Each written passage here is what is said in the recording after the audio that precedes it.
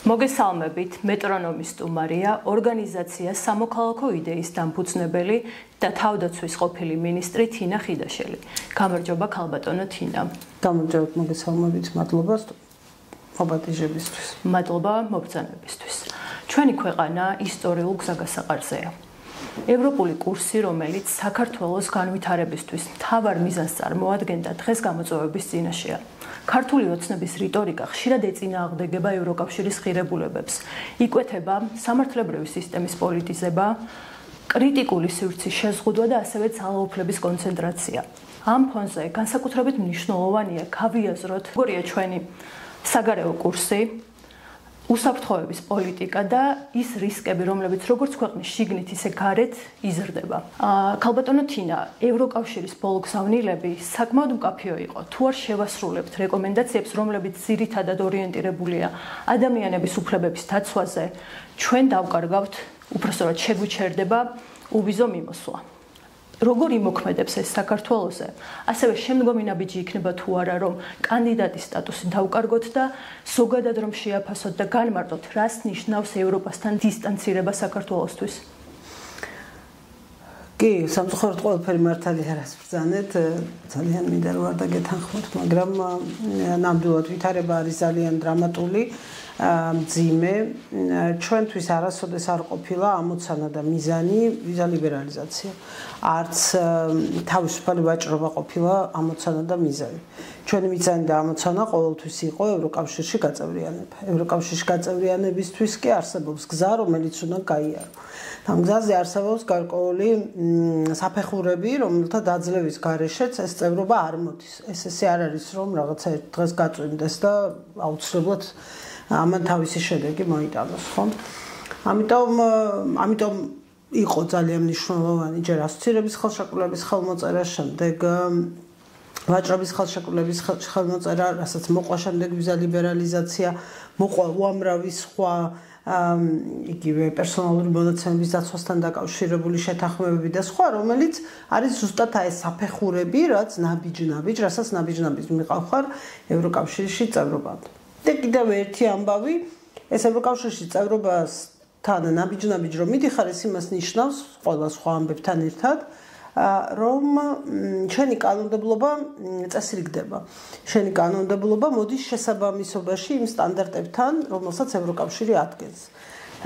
ქართულ ოცნებას დასჩემდა ამ თემაზე მანიპულაციურად სიტყვა სუვერენიტეტის გამოყენება. ალბათ იმის მოლოდინით, რომ ის მამამრჩეველმა ნამდვილად არ იცის სუვერენიტეტი რას ნიშნავს და რას წარმოადგენს და მუდმივად ამაზე პედალირება, რომ ვიღაცა სუვერენიტეტს გვართმევს. არდა სიამდვილეში ეს ყველაფერი ძალიან მარტივად არის. როგორც მაგალითად რომ ავიღოთ თაფლი, რომელიც ერთ-ერთი პროდუქტია, რითიც ჩვენ დავიწყეთ ევროკავშირის ბაზარზე შესვლა.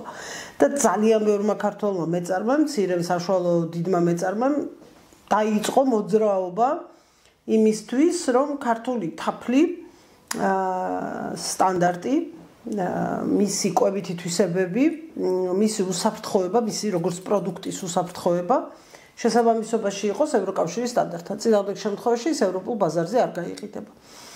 გაიყიდება ისევ რუსულ ბაზარზე. რა განსხვავება ის, რომ თუ რუსულ ბაზარზე იყიდება ლარად, ევროპულ ბაზარზე იყიდება 100 ევროდ. და ბუნებრივია მოთხოვნილება გაქვს, რომ პროდუქტი, რომელსაც აწარმოებ, ადეკვატურ ფასად გაიყიდოს და შენთვის გახდეს შემოსავლის რეალური წყარო, ხო? ამიტომ დაიწყეს ქართულმა მეწარმეებმა მოძრაობა ამ მიმართულებით და ამ სტანდარტებთან შესაბამისობაში მოყვა. იგივე შეგვიძლია ვთქვათ ქართულ ღვინოზე და უამრავ სხვა პროდუქტზე.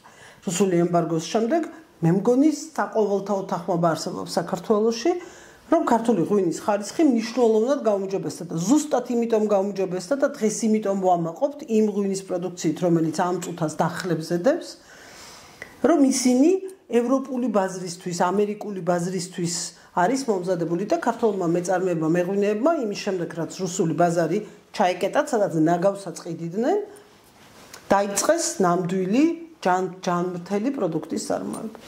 მოკლედ მაგალითად იმიტომ მოვიყვანე, რომ ეს ეხება ყველაფერს. მნიშვნელობა არ აქვს, რაზე ვლაპარაკობთ, ის ევროპული სტანდარტი, რომლითაც ევროკავშირის წევრი სახელმწიფოების მოქალაქეები ცხოვრობენ, რისი მოლოდინიც აქვთ ევროკავშირის წევრი სახელმწიფოების მოქალაქეებს, უნდა იყოს დაცული ყველა თვალსაზრისით, იქნება ეს თაფლი, თუ იქნება სასამართლოს დამოუკიდებლობა. ზუსტად იგივე სტანდარტი უნდა იყოს გამოყენებული ნებისმიერ შემთხვევაში. საქართველოს ბოლო წლებში საქართველოს ხელისუფლებამ და ეს ახლა ოქტომბრის არჩევნების მერე არ დაწყებულა, რა თქმა უნდა, თანდათანობით სრულიად მიზანმიმართულად, სრულიად სისტემურად დაიწყო უკუსვა ამ პროცესში, დაიწყო უკუსვა ამ გზაზე. და მე ხშირად ვამბობ ხოლმე, ბერჯოლ უკითხავთ ჩემთვის რა თავი კანონებთან დაკავშირებით, რომ აი რა სჭირდებოდათ ეს კანონი, რომ შეცვალეს უარესობისკენ. და ამაზე და ეს ხშირად ეხება ხოლმე ისეთ კანონებს, რომელიც ესე პირველ რიგში არ გაგახსენდებათ, რომ იფიქრებთ, რომ ეხა აი ამათ რომ ესე რუსეთისკენ მიდიან, ხო აი მას ხო აუცილებლად შეცვლიან, ამას ხო აუცილებლად იზამენ, მაგრამ მე უცებ ისეთ კანონს ცვლიან, რომ ვერ ხვდები ეს რა შუაში. არა სინამდვილეში ვიღაცას ხელში უჭირავს დოკუმენტი, რომელიც არის ერთგვარი სამოქმედო გეგმა 2012 წლების პარლამენტმა, როდესაც ჩვენ ასოცირების ხელშეკრულებას ხელი მოვაწერეთ, ანუ იქამდე მივდიოდით და იქიდან მე ვიზა ლიბერალიზაციისკენ მოძრაობა რომ დავიწყეთ. მთელი იმ საკანონმდებლო ცვლილებების, რომელიც განვახორციელეთ და ეს უამრავ კანონს შეეხო დიდს და პატარას, ისეც რომელზეც ხალხი რეაგირებს, ისეც რომელსაც არავითარ დიდი განსაკუთრებული მნიშვნელობა რიგითი მოქალაქისთვის არ აქვს, რაღაც პროცედურულ საკითხებს, ტექნიკურ საკითხებს შეიძლება შეეხებოდეს, მაგრამ მნიშვნელოვანია იმ გარკვეული სტანდარტებთან მიახლოებისთვის. აი ეს მთელი რიგი კანონები შევცვალოთ, ახლა ვიღაცას ის სია უჭირავს და უბრალოდ აი ეს ერთმანეთის მიყოლებით დაიწყეს იმ კანონების უკან დაბრუნება. და რეალურად ჩვენ მივდივართ იმ ნიშნულამდე, როდესაც უბრალოდ სტაგნაცია კი არა გვაქვს, რაზეც ხშირად საუბრობენ ხოლმე. არამედ ნულოვან მდგომარეობაში დაბრუნება გვაქვს, როდესაც ჩვენ ახალი ხელისუფლების მოსვლის პირობებში დაგჭირდება არა გაყინული წერტილიდან მოძრაობის გაგრძელება, არამედ ნულოვანი მდგომარეობიდან მოძრაობის დაწყება. თავიდან უნდა დაიწყოს. კი, იმიტომ რომ ყველაფერი, რასაც კი შეეხნენ, ყველაფერი გაუარესეს და ყველა მიმართულებით უკან დახიეს. კანონმდებლობა პრაქტიკა აბსოლუტურად სისტემურად და მიზანმიმართულად მიმდინარეობს ეს პროცესი, განსაკუთრებით უკრაინაში რუსული აგრესიის დაწყების შემდეგ. აი იმის შემდეგ იმ დღიდან ერთგვარად სრული რადიკალური შემოbrunება მოხდა და თუკი მანამდე კიდევ რაღაცებს ერიდებოდნენ, მალავდნენ, უფრო ისე ფარულად აკეთებდნენ, იმ დღიდან აბსოლუტური სიცხადე შევიდა მათ ქმედებებში. ქართული ოცნება ხშირად ამბობს, რომ დასავლეთი ცდილობს საქართველოს ომში ჩათრევას. ამ კუთხითაც რომ შეაფასოთ, თქვენ თავდაცვის ყოფილი მინისტრი ხარ და ევროპულ ოჯახში ყოფნა უსაფრთხოების გარანტიასაც წარმოადგენს საქართველოსთვის და რამდენად მნიშვნელოვანია თუნდაც უსაფრთხოების კუთხით, რომ ჩვენ დავრჩეთ ჩვენს ისტორიულ არჩევანში ევროპასთან და არ გავწყვიტოთ ბოლომდე კავშირი ევროპულ ოჯახთან. საქართველოს გეოგრაფიის მქონე ქვეყანას სხვა არჩევანი უბრალოდ არ აქვს და ამ ჩვენს მძიმე გეოგრაფიას ემატება კიდევ ჩვენი მძიმე რეალობა, როდესაც შენი ქვეყნის 20%-ზე, ტერიტორიის 20%-ზე მტრული სახელმწიფოს შეერაღებული ძალები გიდგას, როდესაც იმ სახელმწიფოს შენს ქვეყანაში, შენს მიწაზე ორი ბრჭყალებში საელჩო აქვს გახსნილი და გელაპარაკება როგორც ამ ორი დამოუკიდებელი სახელმწიფოს სახელით. ამიტომ აქ რაიმე განსაკუთრებული ფართო არჩევანი, რომ აი ამ გზით წავიდეთ, ან იმ გზით, ან იმ გზით, ან იქნებ რაღაცა კიდე მეშვიდე გზაჯობდეს, ეს არა გვაქვს ჩვენ. აქ არჩევანი ძალიან მარტივია, ან იყურები დასავლეთით, იყურები შავი ზღვის იქით, იყურები ნატოსკენ და ხედავ მას, როგორც ერთადერთ უსაფრთხოების ქოლგას, რომელიც შეიძლება შენს ქვეყანას გადაეფაროს და გადაგარჩინოს, ან განცხადებულად მიდიხარ რუსული დომინაციის ქვეშ. სხვა არჩევანი ჩვენ არ აქვს, იმიტომ რომ მთელი ეს საუბრები ნეიტრალურ საქართველოს და ამ შემდეგ არის უბრალოდ ჩვეულებრივი ტყუილი, ჩვეულებრივი მარტივი ოროსანი კოჭლი ტყუილები, იმიტომ რომ ელემენტარული პირობის დაკმაყოფილება ჭირდება იმას, რომ გახდე ნეიტრალური ქვეყანა. შენმა მეზობლებმა უნდა გაღიარონ ასეთად. და იმისაც რომ რუსეთმა გვაღიაროს ნეიტრალურ ქვეყანად, პირველ რიგში მან თავის ჯარები გაიყვანოს, საქართველოს ტერიტორიული მთლიანობა აღიაროს და თქვას, რომ კი ბატონო, აი ამის შემდეგ მე პრეტენზიები აღარ მაქვს თუ თქვენ და მე რა ვიცი ნატოზე ვარ სიტყვით და ასე შემდეგ. მოგისმენია, ოდესმე გაგვიგია, ოდესმე რამე ამის გავსი ან თბილისში სახელმწიფო შენობებში და კაბინეტებში მყოფი რუსებისგან ან კრემლში მყოფი რუსებისგან არა რა თქმა უნდა, იმიტომ რომ არავითარი ესეთი პირობა არ არსებობს საქართველოსგან, რუსეთი მოითხოვს უპირობო მონობას იმ პირობებით, რომელიც აქვს მოსკოვს და არა იმ პირობებით, რომელიც ოდესმე ექნება თბილისს. ამიტომ აქ რაიმე კიდევ ერთხელ გავიმეორებ, განსაკუთრებული არჩევანი არ არსებობს, არჩევანი საერთოდ არ აქვს ჩვენ. ერთადერთი გზაა, რომლითაც შეიძლება გავიაროთ ამ უმძიმეს გეოპოლიტიკურ ვითარებაში და გადავარჩინოთ ეს ქვეყანა ჩვენი მომავალი თაობებისთვის, თუ არა ჩვენი თაობისთვის, თუ არა ჩვენი აწყოსთვის. ეს არის როგორმე შევხვდეთ იმ ფანჯარაში, რომელიც აუცილებლად გაიღება ნატოს წევრობისთვის და რა თქმა უნდა ევროკავშირისკენ მიმავალი გზა და ევროკავშირთან დაახლოება კიდევ უფრო ამარტივებს, ამსუბუქებს და უფრო შესაძლებელს ხდის საქართველოს ნატოში გაწევრიანებას. საქართველოს თავდაცვითი პოლიტიკა, უსაფრთხოების პოლიტიკა ხშირად გაურკვეველია. მაშინ როდესაც ძალიან გარკვეულია, არაფერი გაურკვევლობა მანდ არ არის სამწუხაროდ. რა პროცესები მიმდინარეობს ამ კუთხით, ანუ რას დგამენ, ანუ კონკრეტულად უსაფრთხოების თვალსაზრისით როგორ მოქმედებენ და რა ნაბიჯები იქმნება მაშინ როდესაც მეზობლად ყავს რუსეთი და რეგიონში ხშირად იძაბება პროცესები, ჩვენთვის განსაკუთრებით მნიშვნელოვანია როგორი პოლიტიკას აწარმოებს ქვეყანა. თქვენი თავდაცვის მინისტრობის პერიოდში რა შედეგები დადეთ ამ კუთხით და დღეს საერთოდ მოქმედებს თუ არა ქვეყანა ამ მიმართულებით? 2025 წლის 25 ივლისს სამწუხაროდ არაფერი გაურკვეველი აღარ არის და ყველა კითხვაზე პასუხი გაცემულია და დღევანდელი დღე არის ძალიან მნიშვნელოვანი, იმიტომ ორი მიზეზის გამო. პირველი ის, რომ რა პოლიტიკას ატარებს ქართული ოცნება დღეს ყველამ ერთად დავინახეთ ვაზიანში, როდესაც ორწლიანი პაუზის შემდეგ პირველად გაიმართა მრავალეროვანი წვრთნები ჩვენს დასავლელ პარტნიორებთან და არც ერთი მაღალი თანამდებობის პირი ამ წვრთნების გახსნას არ ესწრებოდა, არც თავდაცვის მინისტრი მათ შორის და არც გენშტაბის უფროსი მათ შორის, ამ საქართველოს შეერაღებული ძალებისთვის ტარდება სწავლება, რომელსაც არ ესწრება საქართველოს შეერაღებული ძალების ხელმძღვანელი. წარმოიდგინეთ რა მასშტაბურ აბსურდამდე ვართ, იმდენად შეშინებულები არიან და იმდენად რაღაცა მუდმივი პატაკის მდგომარეობაში არიან კრემლისთვის. აღარაფერს ვამბობ, ცხენი არ ვარ რომ იძახო და 2 დღის წინ იმ კაცზე პრეზიდენტს რო ეძახის თავის თავს, იმიტომ რომ ხო მანდულად არ არის ცხენი, იმიტომ რომ ცხენი აუცილებლად მივიდოდა იქ გული არ გაუჩერდებოდა და ის რა თქმა უნდა იქ არ იყო დღეს.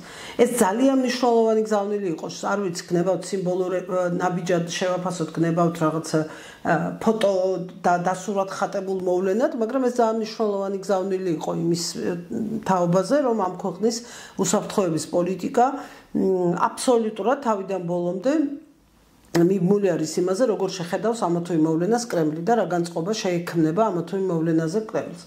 და მეორე მნიშვნელოვანი ამბავი, რომელიც ასევე ძალიან დიდ პასუხებს, გრძელ ფუნდამენტურ პასუხებს გვაძლევს იმაზე, თუ როგორი არის ქვეყნის თავდაცვის უსაფრთხოების პოლიტიკა, ამ დღეებში დაიწერა, როდესაც ქვეყნის 5-მა მთავარმა პირმა, რომელიც ქვეყნის უსაფრთხოებაზე უნდა იყოს წესით პასუხისმგებელი, შინაგან საქმეთა მინისტრის შესახებ თქვა, ანუ იმ დროინდელმა თავდაცვის მინისტრმა, გენშტაბის უფროსმა, დაზვერვის სამსახურის უფროსმა, უსაფრთხოების საბჭოს ხელმძღვანელმა და რა ვიცი ყველამ, ვისაც კი ჭკვა უნდა მოეკითხებოდეს წესით ქვეყნის უსაფრთხოებასთან დაკავშირებით, ყველამ თქვა ერთ და იგივე გაიმეორა, რომ შინაგან საქმეთა მინისტრმა ისე ჩაუდგათ ოკუპირებული ტერიტორიის მომიჯნავედ პოსტი ჩორჩანას საქმეზე ვსაუბრობ, რომ მათ ამის შესახებ არაფერი იცოდნენ.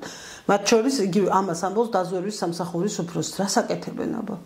რითი იყვნენ დაკავებულები? კაი, თქვათ ერთი წუთი დაშვება გავაკეთოთ, რომ გაგიჟდა გახარია და მაშინ და რაღაცა ესე თავის ჭკვაზე რაღაცა საკეთებდა. ოკეი. დავიჯეროთ ეს. და ამასობაში რითი იყვნენ დაკავებული ყველა სხვა დანარჩენი მაღალი თანამდებობის პირები, ვისაც ამ ქვეყნის უსაფრთხოება და თავდაცვის უნარიანობა აბარია და თუ ესე სიურპრიზად მეორე დილით ტელევიზიებიდან გაიგეს, ანუ კიდევ რა თქვეს, დამატებით, რომ ჯერ ჟურნალისტებმა გაიგეს თურმე ეს ამბავი და მე ჟურნალისტებისგან მათ გაიგეს. ანუ ისიც კი არ იყო, რომ იმ ღამეს გაიგეს. დილითო ტელევიზორიდან გავიგეთო. ესე იგი, ჯერ ხო გახარიამ ჩაუდგათ ეს პოსტი. მერე ის ღამე ისე გავიდა, რომ მათ ამის შესახებ არაფერი იცოდნენ. ოპოზიციურად განწყობილმა ჟურნალისტებმა გაიგეს ეს ამბავი. ესე იმათ სიუჟეტები მოამზადეს, ჟურნალისტები გაუშვეს, სიუჟეტები მოამზადეს, ჩამოიტანეს მასალა. ამას რა დროზე ვლაპარაკობთ, ხო ხდებით და ტელევიზიით ეს ყველაფერი გადაიცადა, აი ამის მერე გაიგეს თურმე აი ამ ხალხმა, რომლის იმედადაც ვართ, რომ ქვეყნის უსაფრთხოება უნდა უზრუნველყო. რა ვიცი, მე ხა ამის მერე სერიოზულად ვილაპარაკოთ იმაზე, როგორი თავდაცვის და უსაფრთხოების პოლიტიკა აქვს საქართველოს. ნულოვანი, არ არსებული. და ამასობაში აბსოლუტურად დარწმუნებული ვარ, რომ ის პირველი ნაწილი ჩვენების რომ გახარია მათ არაფერი არ შეუთავ, რომ არაფერი იცოდნენ, ეს ტყუილია რა თქმა უნდა. მაგრამ ის რომ გახარია არაფერი შეუთანხმათ, ეს რა თქმა უნდა სიმართლეა და ესეც აჩვენებს იმას თუ რა ტრაგიკული მდგომარეობაა ქვეყნის მართლობაში, იმიტომ რომ დიახ, გიორგი გახარია, რომელიც იყო ბიძინას ფავორიტი მინისტრი, რა თქმა უნდა, საერთოდ ჩათვლიდა საჭიროა, რომ გენშტაბის უფროსთან შეეთანხმებინა რამე ან დაზვერვის უფროსთან. შეათანხმა პატრონთან, წავიდა და გააკეთა ის, რაც გააკეთა.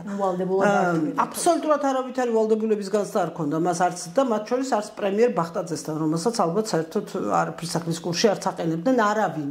არა მარტო გახარია და გახარია განსაკუთრებით მათ მიერვე სუპერმინისტრად წოდებული. ხო, ამის შემდეგ ეს კაცი რომელსაც აი ეს ამბები ილაპარაკეს, პრემიერ-მინისტრად აირჩიეს და მათ საარჩევნო კამპანიაში ის პირველი ნომერი იყო და ქვეყანას უთხრეს, რომ აი ამ კაცს გაყევითო არჩევნებზე.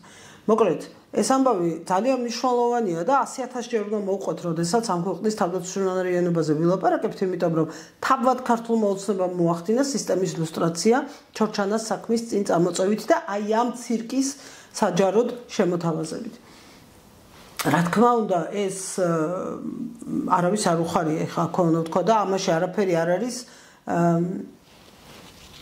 ნიშნის მოგებითაც კი სალაპარაკო.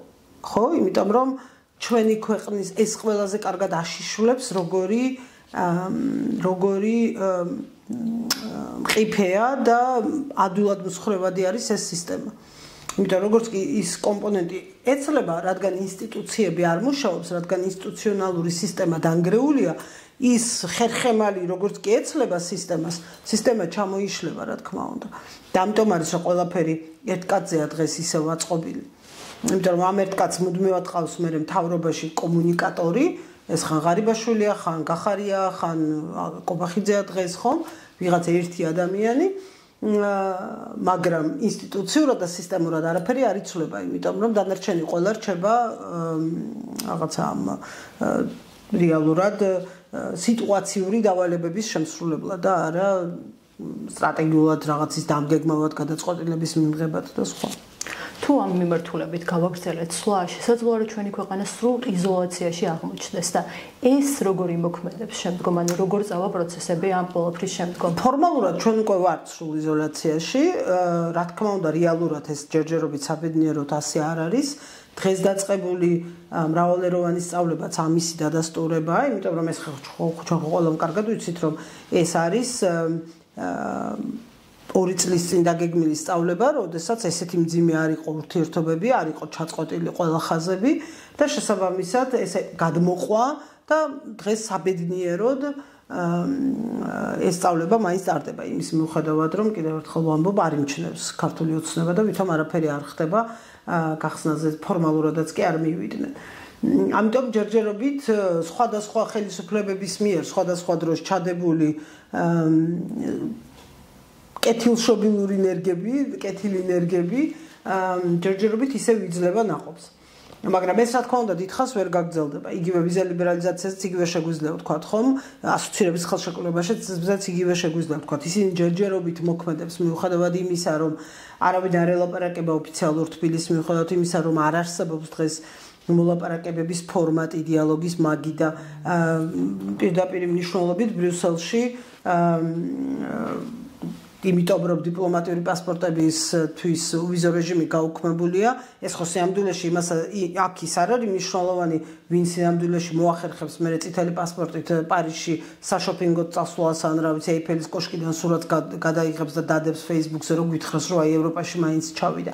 სიამდვილეში ეს იყო ყველაზე უფრო მკვეთრი და მძაფრი პოლიტიკური ნაბიჯი ბრიუსელის მხრიდან, როდესაც მან თქვა რომ დიპლომატიური პასპორტი ვისაც გაქვთ, ანუ ოფიციალურ ხელისუფლებას ვინც წარმოადგენთ, იმათ არ გელაპარაკებით, იმათ არ გელოდებით ბრიუსელში, იმათი ადგილი არ არის ჩვენს გვერდით, ხო?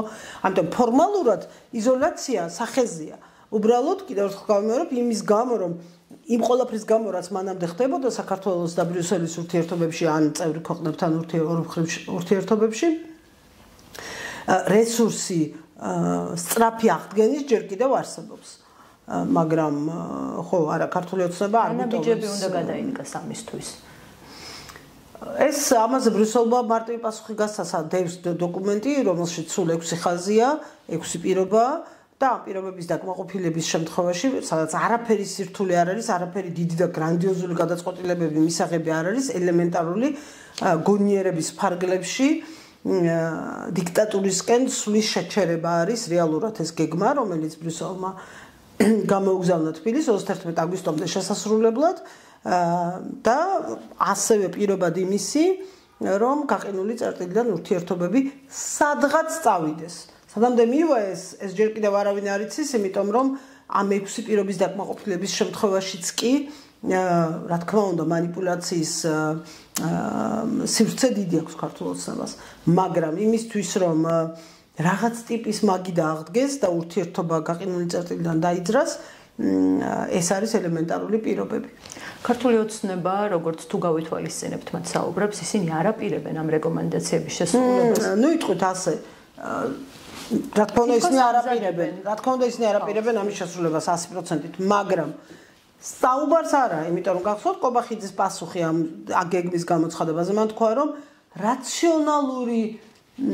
რაციონალიზმის ფარგლებში ჩვენ რა თქმა უნდა ამას გავითვალისწინებთ ეს იყო პრინციპში პირველი ფრაზა დათმობას არ ვიტყოდი მაგრამ გარკვეულწილად რაღაც ნაბიჯები შეიძლება ხო შემსუბუქების აი ამ კომუნიკაციის ენის შემსუბუქების რომელიც მანამდე გვესმოდა კიდევ ერთხელ მე არ მაქვს მოლოდინი რომ ის შეასრულებენ მაგრამ პირველად მოვისმინეთ რაღაცა შუალედური წინადება მისგან და ვნახოთ რა ბერკეტი აქვს საზოგადოებას ქუჩა სხვა ბერკეტი საზოგადოებას სამწუხაროდ აღარ აქვს იმიტომ რომ ქუჩისაც კი აღარ ესმის ხელისუფლებას მაგრამ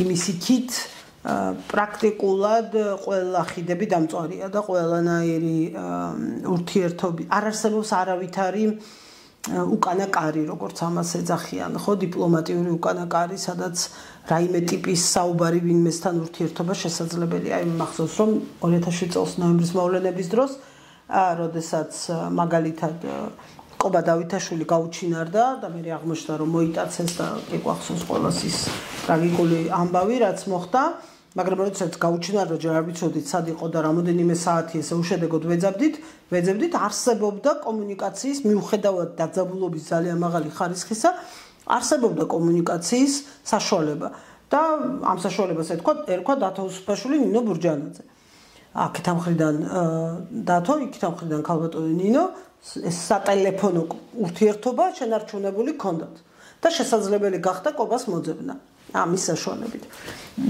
ანუ ესეთი კრიზისული მომენტში განსაკუთრებით როცა ადამიანის სიცოცხლეს ეხებოდა საქმე ეს რაღაცა ტიპის ძაფი ჯერ კიდევ არსებობდა დღეს არაფერი ესეთი არ არსებობს დღეს ესეთი კომუნიკაციის ხაზები აღარ არსებობს ამიტომ თქვენ კითხვაზე პასუხია ქუჩა სხვა არანაირი პროცესი რომელმაც შეიძლება ვინმე აიძულოს რამე დათმობაზე წავიდეს უბრალოდ არ არსებობს საკმაოდ მწვავე პოლიტიკური კრიზისი გვაქვს ქვეყანაში და იმისათვის რომ ეს კრიზისი დაიძლიოს და ევროპასთან აღვადგინოთ ურთიერთობები რა ქმედითი ნაბიჯები უნდა გადადგან ოპოზიციურმა ლიდერებმაც და საზოგადოებაც როგორ უნდა აღვეს მათ ხო მე ვფიქრობ რომ ამ წუთის მდგომარეობით ჯამურად ოპოზიციური პოლიტიკური სპექტრი არის დიდი შეცდომის დაშვების პროცესში იმიტომ რომ ჩემი აზრით არავითარი მნიშვნელობა არ აქვს არჩევნებში მიდიხარ თუ ბოიკოტზე მიდიხარ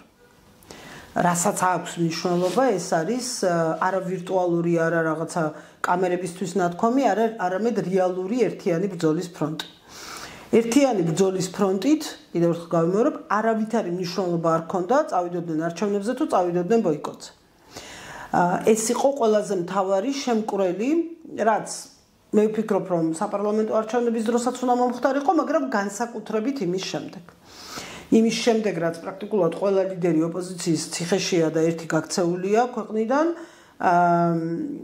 მე უბრალოდ ვერ ვხედავ რაიმე სხვა შესაძლებლობას გარდა ერთიანი ანტისაოკუპაციო მოძრაობის შექმნისა, რომელმაც უნდა უზრუნველყოს რეჟიმის გასტუმრება. ეს არის მთავარი მოლოდინი ჩემგან ყოველ შემთხვევაში, როგორც ამ ქვეყნის მოქალაქისგან ოპოზიციური პოლიტიკური სპექტრის მიმართ. ვარ აბსოლუტურად დარწმუნებული, რომ ასეთი ერთიანი ანტისაოკუპაციო ფრონტის შექმნის პირობებში გაცილებით უფრო მასშტაბური, ადეკვატური და ძლიერი იქნება საზოგადოების პასუხიც, ვიდრე არის ის დღეს გნებავთ თბილისში, გნებავთ ბათუმში და გნებავთ ნებისმიერ სხვა წერტილში ამ ქვეყნის. მე არ მაქვს არც ერთი მიზეზი ვიყო ან იმედგაცრუებული ან ყურებ ჩამოყრილი ან რაიმე მსგავსი საზოგადოების რეაგირებასა და მოქმედებებთან დაკავშირებით, ხო რა თქმა უნდა ყველას გაგვეხარდებოდა რომ ყოველდღე 100,000 კაცი იდგას ქუჩაში, მაგრამ ეხლა ამასობაში რაციონალიზმი არ არის ამაში, ეს არსად არ ხდება დედამიწის ზურგზე და ეს შეუძლებელია რომ ხდებოდეს, ხო? ამიტომ ეს არ არის სურვილების სივრცე. ეს არის პოლიტიკა, ეს არის შესაძლებლობების სივრცე და არა სურვილების და ოცნებების სივრცე. და შესაძლებლობების ფარგლებში მე ვფიქრობ, რომ საზოგადოება არის ძალიან ადეკვატური. და თუ ის დაინახავს პოლიტიკურ პროცესს, ქუჩის პროცესის მიღმა, ასევე მზარდ, ეფექტურ, სისტემატიზირებულ, სტრუქტურირებულ პოლიტიკურ პროცესს, აბსოლუტურად დარწმუნებული ვარ, რომ კიდევ უფრო ქმედითი და კიდევ უფრო მაღალი შედეგის მომტანი იქნება საზოგადოების რეაქციაც ამაზე. იმიტომ რომ საბოლოო ჯამში გამარჯვება მოაქვს არა იმას რა ამოდის საარჩევნო ყუთიდან, არამედ იმ რწმენას, რომელიც იქნება საარჩევნო ყუთამდე. რწმენას იმისი, რომ ესენი ხომ მოიგებენ.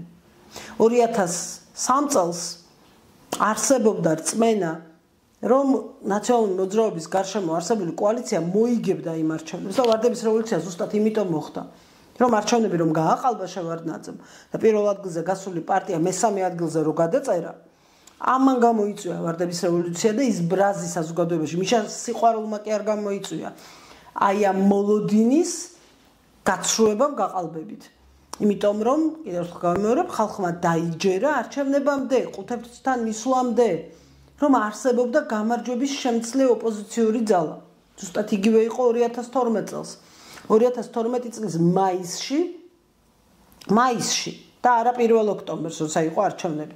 მაისში თბილისში აქციის დროს დაიჯერა ქართველმა ხალხმა, რომ ეს იყო გამარჯვების შემცლე ძალა. და იმ დღეს მოვიგეთ ჩვენ არჩევნები. 1 ოქტომბერს ეს უბრალოდ რიცხვებით გაფორმდა. ეს ვერ შეძლო ოქტომბრის არჩევნებზე ოპოზიციამ. რატომ? იმიტომ რომ იყო 4. იმიტომ რომ არ იყო 1, რომ ანუ 2 თუნდაც. 2-ც რომ ყოფილიყო, გამარჯვების რწმენა გაჩნდებოდა და ბრძოლის უნარიანობის ხარისხი უფრო მაღალი იქნებოდა. 4-ის პირობებში იყო ის, რაც იყო. რომ ჯამურად, რა თქმა უნდა, ოპოზიციურმა ძალებმა მოიგეს არჩევნები, მაგრამ ერთი გამარჯვება უნარიანი ძალა არ არსებობდა, რომელიც გამწევი იქნებოდა ამ პროცესში. ამიტომ მე ვფიქრობ, რომ საპარლამენტო არჩევნებით ეს გაკვეთილი ყველას უნდა მიეღო იმათ განსაკუთრებით, ვისაც თქვათ მანამდე არ ქონდა ასეთი მოძრაობებში ყოფნის გამოცდილება. ხო, და მქონდა მოლოდინი, რომ დღეს ჩვენ ამ პროცესში არ ვიქნებოდით, მაგრამ სამწუხაროდ, როგორც ჩანს, ეს რაღაცნაირად დაგვრჩენდა, რომ თავისი შეცდომა ყველამ თვითონ უნდა დაუშვას და სხვის შეცდომაზე არ უნდა ისწავლოს. ნუ მოკლედ ის არის რაც არის, ახლა აზრი არ აქვს იმაზე ლაპარაკს ბოლო 6 თვეში და 7 თვეში რა ხდებოდა. თავარია ეს პროცესი ახლა გადავარჩინოთ. ძალიან დიდი მადლობა ქალბატონო თინა სიღრმისეული ანალიზისთვის და იმედია ჩვენ ისტორიულ ოჯახში დავრჩებით.